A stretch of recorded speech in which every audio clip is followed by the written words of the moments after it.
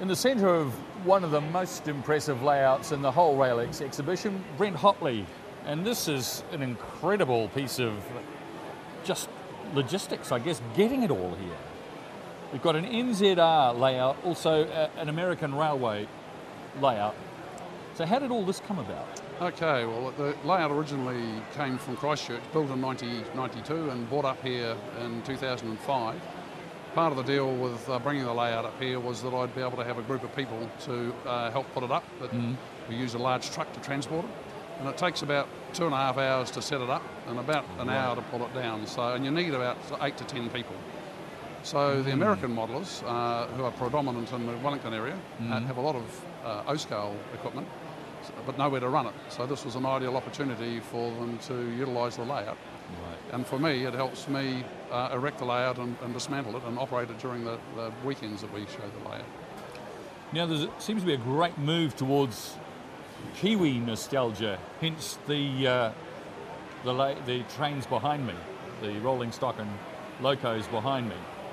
One of the issues with the New Zealand railway scene is because we don't have the numbers here, a lot of the material or a lot of the locos and carriages are scratch built or produced by a very few or very small number of professional modelers in New Zealand. They're a bit more expensive than the ready-to-run stuff that you get from the UK and Germany and America.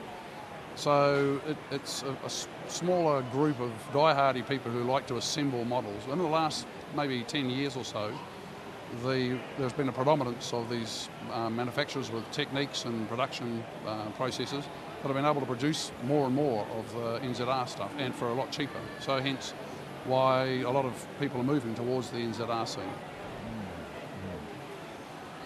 Now, that's based on, what, 1950s trains? These trains here are 1950s and 1960s. And some of that rolling stock is still in use. Oh, yeah, exactly. In fact, behind us here are the 56-foot carriages have been overhauled. I mean, they're all built in the late 30s and 40s, and they're still running today on the NZR with large windows or in the suburban commuter service. Is the New Zealand Rail your particular interest? I like modelling, actually. I do aeroplanes as well as having spent 40 years in the aviation industry. Right. But brought up beside a railway track, so hence the interest in it. Predominantly I like NZR or New Zealand Railways, but I also have a little bit of an interest in the WE scale of American N scale.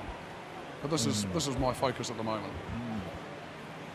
And how many hours of painstaking labour does this whole thing represent? Oh, look, the group that built it in Christchurch in 1992, we had 3 cabinet makers. There is just literally thousands of man-hours of work in all of the, I'd even say tens of thousands. Tens of thousands. Yeah.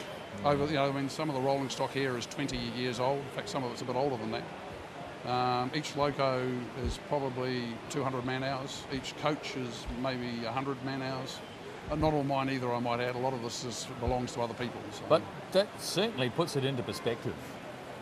It's a hobby for life, isn't it? It is a hobby for life, yeah. And it pays to have a very, not responsive, understanding wife or partner.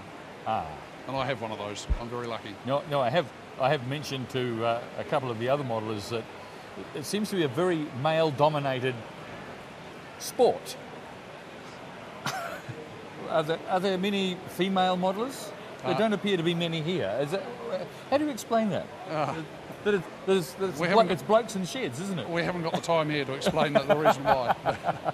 Yeah, no, there aren't many females at all, and which is sad. But I guess at the end of the day, their interests are different, and that's good.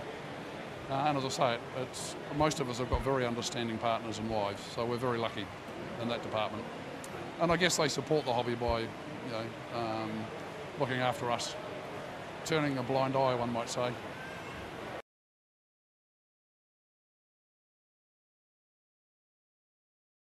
Well, Peter, another authentic piece of New Zealand rail history on display here.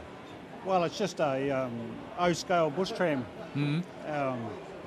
of what was typical of New Zealand. Some of the locomotives are typical of what, like this one running here, was is actually at Tokomaru Steam Museum. So, it just it's built by Brian Adam. He's done all the scenery. He's built the whole thing, and so There's amazing just here detail talking in that about it. scenery. Oh, fabulous, fabulous! All handmade. Yeah. And I noticed there's even a little piece of a political comment. Who said model railway? I don't know anything about that. Don't you? That just appeared. It did. Oh well. But it's certainly a scene from decades gone by. Yeah, I'd say so. Much of the Manawatu would have been like this. Yes. Yeah.